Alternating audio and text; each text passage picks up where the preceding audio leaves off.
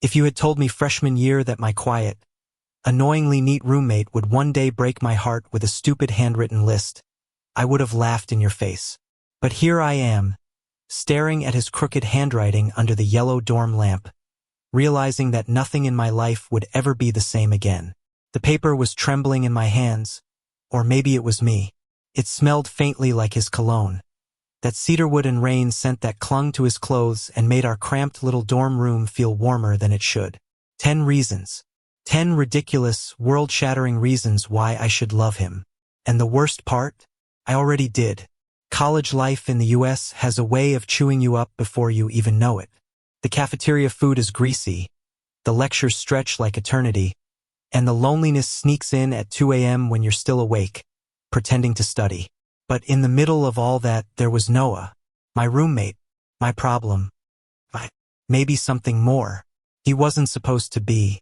When they assigned me a roommate freshman year, I expected a stranger I could ignore.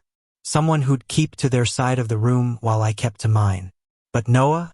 He was impossible to ignore. The first week we moved in, he rearranged his side of the dorm like it was an IKEA catalog. Neatly stacked books, framed photos of his family, even a tiny succulent on the windowsill. My side looked like a battlefield of unfolded laundry and empty Red Bull cans. He didn't say anything, but the way he raised his eyebrows when he glanced at my mess made me feel like a kid caught stealing cookies. "You're not gonna last a week in this room if you keep living like that," he muttered one night, his voice laced with both annoyance and amusement. "Don't worry," I shot back, grinning. "I thrive in chaos." "Yeah, well, I thrive in clean air. So maybe compromise." That was Noah, the boy who never yelled, but somehow managed to win every argument. For months, we existed like that, two different worlds crammed into a 12 by 12 dorm room. He'd be up early, jogging across campus before class. I'd be dragging myself out of bed, hair sticking in 10 directions, 5 minutes before lecture.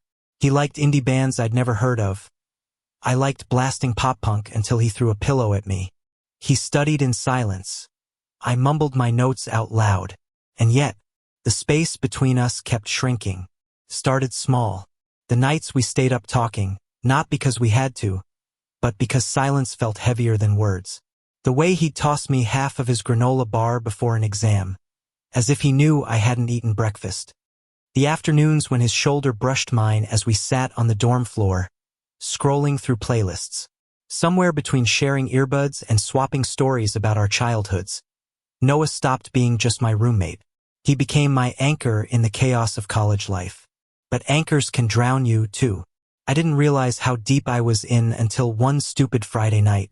We'd both gone to a party, the kind where beer spills on the floor and the music rattles your chest.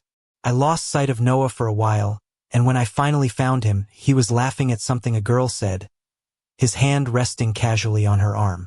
I don't even know what hit me, jealousy, fear, or the sudden realization that I wanted him in ways I shouldn't. My chest tightened, and I left the party without saying a word. Back in the dorm, I stared at the ceiling, pretending it didn't matter. Pretending my heart wasn't racing every time his name echoed in my head. He came back late, smelling like smoke and cheap beer, his hair tousled. He didn't notice the way I pretended to be asleep. He didn't notice the ache clawing at my ribs. Or maybe he did. Maybe he always noticed more than I gave him credit for. The list showed up weeks later. It was final season. The dorm buried in chaos papers, textbooks, half-empty coffee cups. I dragged myself back from the library, ready to collapse. But there it was, sitting neatly on my desk. A sheet of notebook paper, folded once, with my name scribbled across the front. Inside, 10 sentences, each one numbered. 10 reasons why I should love him. My throat tightened as I read the first line. Because you make the ugliest mornings feel bearable. Because you let me steal your fries even when you complain. Because you listen to me even when I don't make sense. By the time I reached number 10, my hands were shaking. Because I think I've been in love with you since the night you fell asleep with your headphones on, and I stayed awake just to watch you breathe. I don't know how long I sat there. The dorm was quiet, the world outside muffled by the hum of winter air through the window. It felt like the universe had tilted, like everything I thought I knew had cracked open. Because here's the thing, Noah wasn't just my roommate. He was my best friend, the person I trusted most, the one constant in a campus full of strangers. And he had just confessed the one thing I'd been too terrified to admit to myself. When the door creaked open, I almost dropped the paper. Noah stepped in, his hair damp from the shower, hoodie hanging loose on his frame. His eyes flicked to the desk, then to me. "You read it," he said quietly. I swallowed hard. "Yeah." For a moment, the air between us was so charged I could barely breathe. "What do you want me to say?" My voice cracked on the words. He shrugged, but his hands were clenched at his sides. "Say whatever's true." The truth was burning in my chest. The truth was screaming at me to cross the room, to close the distance, to admit that I'd been his long before I realized it. But fear is louder than truth sometimes.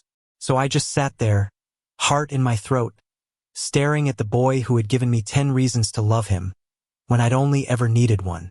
That was the night everything changed. I wish I could tell you I was brave, that I leapt across the room, kissed him, and the world finally made sense. But it wasn't like that. It never is. Instead, I folded the list carefully and slipped it into my drawer. I couldn't look at him, couldn't even find the words. The silence stretched until it hurt. Noah's shoulders sagged. For the first time since I'd known him, he looked small, like maybe writing those words had cost him everything. "Forget it," he whispered, grabbing his jacket. "Just forget I said anything." And then he was gone, leaving me with 10 reasons I couldn't stop reading, 10 reasons that broke me open, 10 reasons I didn't know how to answer. The days that followed were agony. We still lived in the same room, but it felt like a war zone. He kept to his side, headphones in, shoulders stiff. I kept to mine, pretending I wasn't drowning. Every glance, every silence, every moment became unbearable. I wanted to speak, but the words tangled in my throat. I wanted to reach for him, but my hands stayed frozen. It wasn't until a week later, standing in the freezing December air outside our dorm, that I realized I couldn't let him slip away. Because maybe the list wasn't just his confession. Maybe it was my lifeline. The snow that winter came early, as if the sky had decided we deserved punishment. It stuck to the sidewalks in heavy drifts, made the air bite at your lungs. Students hurried across campus bundled in coats, laughter turning into clouds in the freezing wind. And there I was, standing outside our dorm, my breath fogging up the night, knowing I couldn't keep running from Noah forever. He was inside, I knew it, probably at his desk, earbuds in, shutting me out. The thought made my chest ache. A week of silence had turned our little room into a prison cell. He didn't crack jokes anymore, didn't steal my fries, didn't look at me, and every second of it was torture. I shoved my hands deeper into my pockets and whispered into the dark, like maybe the snowflakes could carry the words to him. "I love you, idiot. I always have." But the door didn't open. He didn't hear, and I was still a coward. The breaking point came the night before winter break. Most people had already gone home. The dorm hallways echoed, empty but for the hum of vending machines and the occasional slamming door. Our room was a mess of half-packed bags. My suitcase lay open on the floor, clothes spilling over the edge. His was zipped, neat, tucked under his bed. He didn't say a word while he gathered his books into his backpack. Didn't glance at me as he slipped on his jacket. It was like I'd ceased to exist. And something inside me snapped. "Noah, wait." He froze, back to me, his hand gripping the doorknob. For a second I thought he'd ignore me, pretend he didn't hear. But then he turned, his face blank in that way people wear when they're holding back too much. "What?" The word cut sharper than it should have. I swallowed hard. "Are we really gonna spend the rest of the semester pretending that list doesn't exist?" His jaw tightened. "It doesn't matter anymore." "Yes, it does." My voice cracked, but I pushed through. "It matters to me." He laughed bitterly, though there was no humor in it. "Funny. You didn't act like it did when I handed you my heart on a piece of paper." The silence after that was unbearable. My throat burned. My hands shook. And before I could stop myself, I blurted it out. I was scared, okay? I didn't know what to say. I've never felt this way about anyone before. And you, my chest heaved. You're the one person I can't afford to lose. For the first time in weeks, Noah's mask cracked. His eyes flickered with something hope, maybe, or pain. Then why are you still holding back? Because fear is louder than love. Because the world outside our dorm wouldn't understand. Because choosing him meant rewriting everything I thought I knew about myself. But standing there, staring at him framed in the doorway, I realized none of that mattered. I'm not holding back anymore, I whispered. The distance between us felt endless. 12 feet of floorboards. A week of silence. A lifetime of things unsaid. And then I closed it. One step, then another, until I was right in front of him. So close I could see the way his breath hitched. I lifted my hand, hesitating just inches from his face. My fingers trembled. Tell me to stop, I whispered. He didn't. He leaned in, and just like that, the world shifted. Kissing Noah felt like stepping into sunlight after years in the dark. His lips were soft, tentative at first, then surer as he grabbed my hoodie and pulled me closer. My heart was pounding so hard I thought it might crack my ribs. His hand slid up to the back of my neck, grounding me, anchoring me, making me realize I'd been drifting until now. When we finally pulled apart, his forehead rested against mine. His voice was barely a breath. Reason 11, he murmured. Because you finally kissed me back. I laughed, choked and shaky. Guess I'm a slow learner. But inside, relief poured through me like fire and rain all at once. Of course, life wasn't suddenly perfect. The next morning, reality hit like a sucker punch. We were still two guys in a small-town American college. We still had families who might not understand.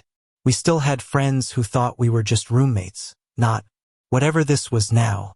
We spent most of winter break apart, each back in our hometowns. I missed him more than I wanted to admit. Texts helped short, silly ones about his mom's cooking, my dad's terrible Christmas lights, memes we sent back and forth until 2 a.m. But it wasn't the same. Not even close. It wasn't until we returned in January, dragging our suitcases across slushy sidewalks, that I realized how much I needed him. The moment he opened our dorm door and smiled at me, everything felt right again. But happiness has a way of drawing shadows. We didn't tell anyone. Not yet. It was ours, fragile and new. Something I wanted to keep safe from curious eyes and careless words. Except secrets are heavy. And college is a small world. It started with small things. The way my gaze lingered too long when he laughed. The way his hand brushed mine in the cafeteria line, and neither of us pulled away fast enough. The way his hoodie found its way onto my side of the room more often than not. People notice. They always do. One night, at a party, a friend slung an arm around my shoulder, grinning. Man, you and Noah what? Are you guys like, secretly married or something? I laughed it off.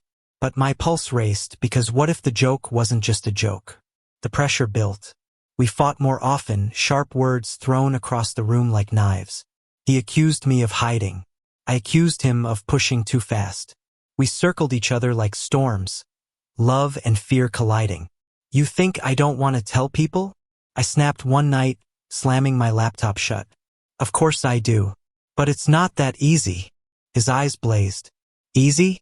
You think it was easy for me to hand you that list? To risk everything when I had no idea if you'd even look at me the same again. I hated the way his voice broke. Hated that I was the one making him doubt. But the truth was, he was braver than me. Always had been. The lowest point came in February. Snow was melting, leaving mud and gray slush behind. The whole campus felt tired, drained. And so were we. Noah barely spoke to me that week. I barely spoke to him. The space between our beds felt wider than ever. Then, one night, I came back from the library to find his bed empty. His backpack gone. Panic hit me like a fist. I searched the dining hall, the quad, even the gym. Nothing. Finally, I found him on the edge of campus, sitting alone on the bleachers by the football field, his breath clouding the cold night air. He didn't look at me when I sat beside him. You're ashamed of me, he said flatly. The words sliced deeper than any knife. No, I whispered. No, Noah, that's not it. Then what is it? Because it feels like I'm just some secret you keep locked in a drawer with that stupid list. I closed my eyes, fighting the lump in my throat. I'm scared. Not of you, never of you. I'm scared of what people will say. Of what happens when we're not just roommates anymore, when the world sees us. His shoulders trembled. I don't care about the world. I care about you. And in that moment, staring at him under the stadium lights, I realized I had a choice. Keep hiding or finally be brave enough to deserve him. I love you, I said. The words raw and unpolished, but truer than anything I'd ever spoken. He turned then, eyes shining, like he hadn't dared believe I'd say it. I reached for his hand, lacing our fingers together.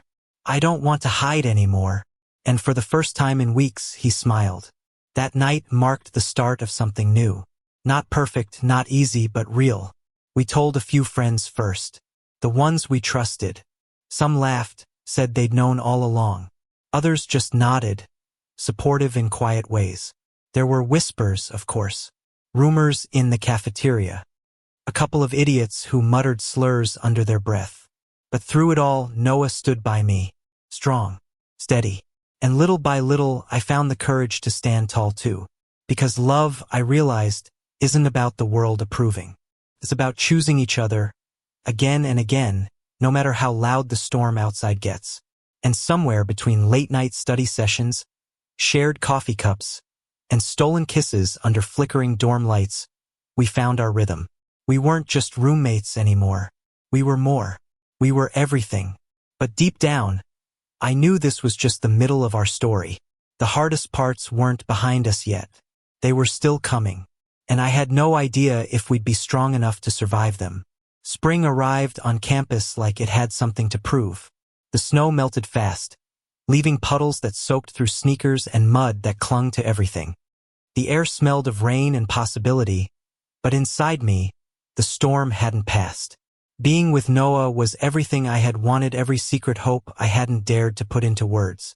We were finally together, finally honest. But honesty is a fragile thing, especially when it collides with the outside world.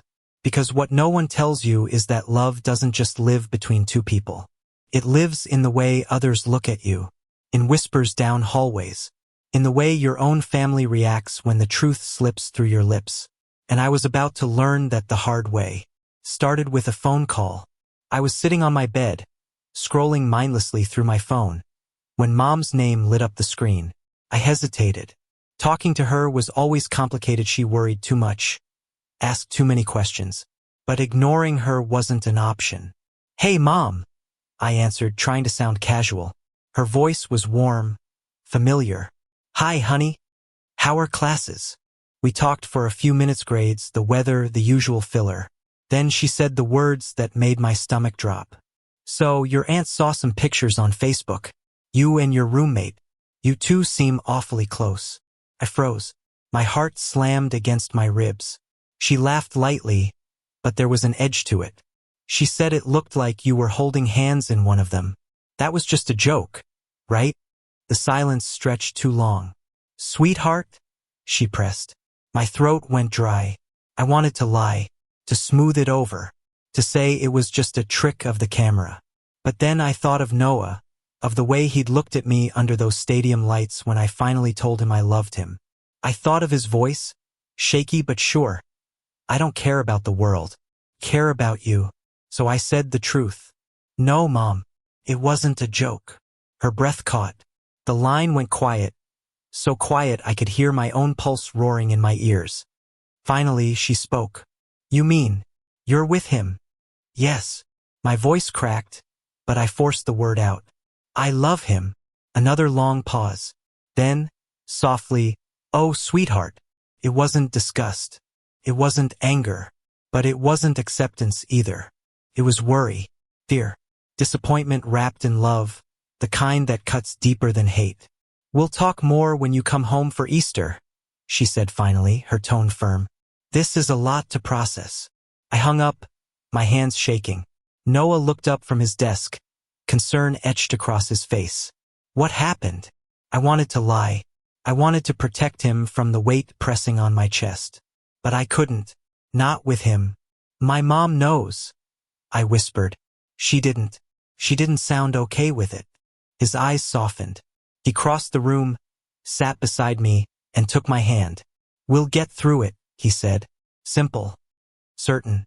I wished I could borrow his certainty. Easter break was a battlefield I hadn't prepared for. The first night home, Mom sat me down at the kitchen table.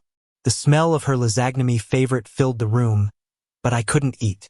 She folded her hands, looked at me like I was still a little boy she could protect from everything. Honey, are you sure about this? College is confusing. People experiment. Maybe you're just figuring things out. I stared at her, anger and sadness colliding. It's not an experiment, Mom. It's Noah. He's not some phase. She's the person who makes me feel alive. Her eyes glistened. But what about your future? What about the way people will treat you? I laughed bitterly. So what? I'm supposed to give up the one person who makes me happy just to make other people comfortable? She flinched at that. Dad, who'd been silent until then, finally spoke. His voice was calm, but heavy. We just don't want life to be harder for you than it has to be. I shoved back from the table, my chair scraping loud against the floor. It's already hard. You're making it harder. And I walked out, leaving the lasagna untouched. Noah met me at the bus station when I came back to campus. The second I saw him, I broke. He wrapped me in his arms, no questions asked, no judgment. Just warmth. Just home. I don't know if my family will ever accept this, I admitted into his shoulder. He pulled back enough to look me in the eye. Then we'll build our own family. I kissed him right there in front of strangers because for the first time I didn't care who saw. But the universe wasn't done testing us. Rumors had been spreading on campus. Someone saw us holding hands near the library. Someone else spotted us kissing behind the student center. Whispers grew louder, turning into jokes, into questions. One afternoon, in the cafeteria, a guy from my econ class sneered as we passed. Didn't know this was a gay bar. Noah stiffened. I grabbed his arm before he could fire back, pulling him toward a corner table. My chest burned with shame, with fury, with fear. Don't let them get to you, I muttered. But that night, alone in our room, I couldn't stop replaying it. The smirk, the tone, the way everyone else at the table had laughed. Noah saw me spiraling. He closed his laptop, climbed onto my bed, and pulled me against him. Hey, look at me. I did. His eyes were steady, unshaken. They don't matter, he said. What matters is us. What matters is that I love you, that you love me. Everything else is just noise. I wanted to believe him. I really did. The noise grew louder in April. Someone scrawled fags on our dorm door in black marker. I stared at it for a long time, my hands shaking, my stomach hollow. Noah grabbed a paper towel, scrubbed at it until his knuckles turned red. I wanted to help, but I was frozen, paralyzed by the reminder that loving him made us targets. That night, lying in the dark, I whispered the fear I hadn't dared to say out loud. What if this is too much? What if we can't handle it? For a long time he was quiet. Then he whispered back, then we fight harder, because you're worth it. And in that moment, I realized something. Love isn't about avoiding pain. It's about choosing someone who makes the pain bearable. Finals came and went in a blur of sleepless nights and caffeine. By the time summer rolled around, we were both exhausted but still standing together. We packed up our dorm, stuffing a year's worth of memories into boxes. The posters, the textbooks, the tiny succulent that somehow hadn't died. Noah held up the folded piece of notebook paper, the list. The one that had started it all. Still got this, he said softly. I took it from him, unfolded it, read the 10 reasons again. My eyes stung. I should add number 11, I murmured. He smiled. What's that? Because even when it's hard, even when the world feels against us, I don't want anyone but you. He kissed me then, surrounded by boxes and the ghosts of who we used to be. And I knew we weren't done. Not even close. The hardest chapters were still ahead. But for the first time, I wasn't afraid. Because I had Noah. And that was enough. Summer should have been easy. Long days, warm nights, freedom from the weight of classes. But life has a way of testing you when you least expect it. Noah and I had promised each other we'd make it work even though we'd be apart. Was headed back to his hometown in Vermont. And I was stuck in mine, 2 states away. We texted constantly, called late at night, whispered love into the glow of our phones like it could bridge the miles. But distance has a way of pulling at seams, and ours were already frayed. It was July when the breaking point came. I was at a 4th of July barbecue, surrounded by family, pretending to laugh at Uncle Jim's bad jokes while the pit in my stomach grew heavier.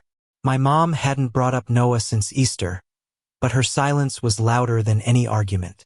As fireworks lit up the night sky, she pulled me aside.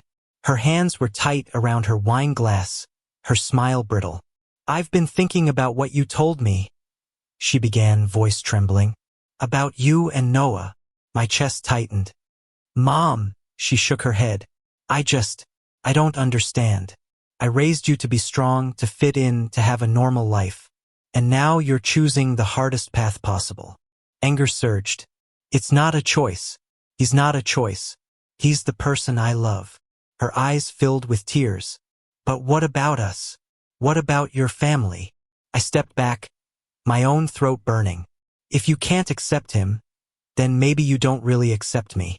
The words hung between us like smoke from the fireworks. And for the first time in my life, I walked away from my mother. That night I called Noah. The second he answered, his voice calm and steady, I broke down. I told him everything about the fight, about how small and unwanted I felt, about how much it hurt to feel torn between him and my family. He listened, quietly, patiently. Then he said something I'll never forget. "You don't have to choose. If they really love you, they'll come around. And if they don't, you'll still have me. Always." I cried harder then, not because I was broken, but because for the first time I felt whole. By August, the tension had cooled slightly. Mom called a few times, softer now, careful with her words. We didn't solve everything, but there was a fragile truce forming. Noah and I counted down the days until we'd be back on campus together. Every text ended with the same promise. "We'll survive this. We'll make it." And then, finally, we did. Sophomore year. The dorms smelled the same cheap detergent and stale pizza. The hallways buzzed with the chaos of move-in day.